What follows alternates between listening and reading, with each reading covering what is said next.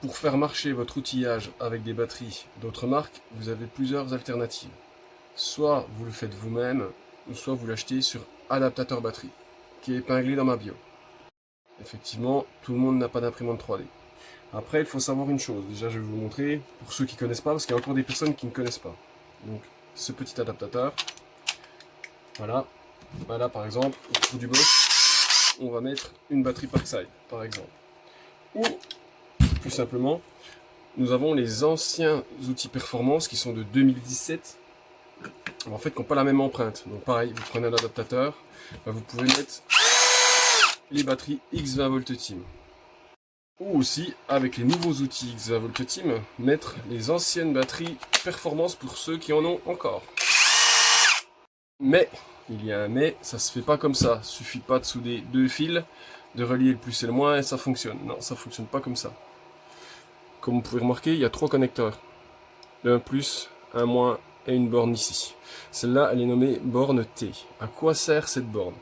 C'est celle qui fait le lien entre l'outil et la batterie pour le faire fonctionner. Si cette borne n'est pas raccordée, l'outil ne fonctionne pas.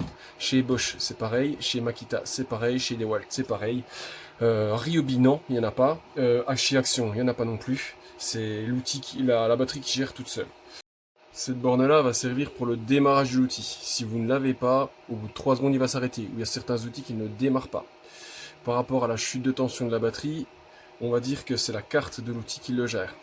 La borne là ne fait rien du tout parce que l'arrivée de courant elle est permanente sur le plus et moins. Pour en être sûr, ce que j'ai fait en fait, j'ai pris une batterie qui n'a pas de BMS, j'ai mis une batterie avec 5 AQ de base, j'ai mis une résistance pour chanter cette borne T, ce que je vous expliquerai après, et en fait l'outil se coupe de la même façon. Donc en fait c'est la carte de gestion qui fait ça, qui dès qu'il y a une chute de tension trop longue, la carte dit à l'outil stop, je m'arrête. Celle-là, en fait, elle est faite pour le démarrage. Pour le chargeur, c'est l'inverse, c'est le cas à côté du plus, qui sert de démarrage de charge. C'est pour ça qu'on ne peut pas mettre un adaptateur sur un chargeur, parce qu'en fait, il n'y a pas la commande.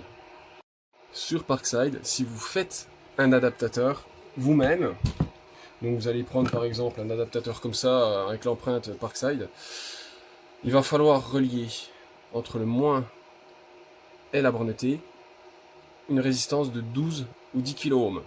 Ça chante la borne T en fait. Si vous n'avez pas mis de résistance, ça ne fonctionnera pas. Pour Bosch, il me semble, c'est du 10 kΩ entre la borne plus et celle-là, qui est juste à côté. Il me semble, hein. Après c'est à vérifier. Je les ai pas démontés ceux-là, c'est pas moi qui les ai fait, c'est adaptateur batterie, mais il me semble que c'est entre le plus et la borne qui est ici. Si vous ne mettez pas ça, ça ne fonctionnera pas.